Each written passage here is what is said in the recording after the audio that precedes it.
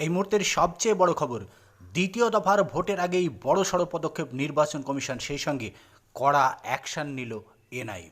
দ্বিতীয় দফার ভোটের আগেই বড়সড় পদক্ষেপে ভাঙড়ে বিস্ফোরণ কাণ্ডে এনআইএর হাতে গ্রেপ্তার হলো তৃণমূলের হেভিওয়েট নেতা অভিষেক বন্দ্যোপাধ্যায়ের কার্যত ডান হাত বলে পরিচিত কাছের লোক। এই বিস্ফোরণ কাণ্ডে এনআইএর হাতে গ্রেপ্তার হলো। বিস্ফোরণে জড়িত থাকার অভিযোগে একজনকে গ্রেপ্তার করা হয়েছে। ধৃত ওহিদুল ইসলাম মোল্লা ঘটনার সঙ্গে সরাসরি যুক্ত বলে জানাচ্ছে এনআইএ। সেই সঙ্গে দ্বিতীয় দফা নির্বাচনের আগে উত্তরপ্রদেশ থেকে আনা হলো Singham police officer encounter specialist আইপিএসকে, যিনি দ্বিতীয় দফায় সরাসরি মাঠে নেমে ভোট নিয়ন্ত্রণ করবেন।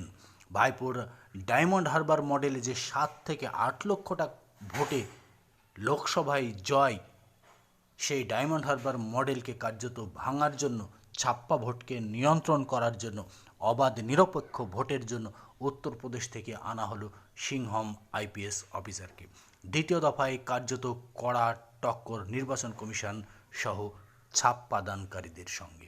এক কথায় যারা ছাপ্পা দেন, যে সমস্ত লুঙ্গি বাহিনী সরাসরি এই ছাপ্পার সঙ্গে যুক্ত থাকেন, তাদের জন্য কার্যত কড়া পদক্ষেপ নিল নির্বাচন কমিশন।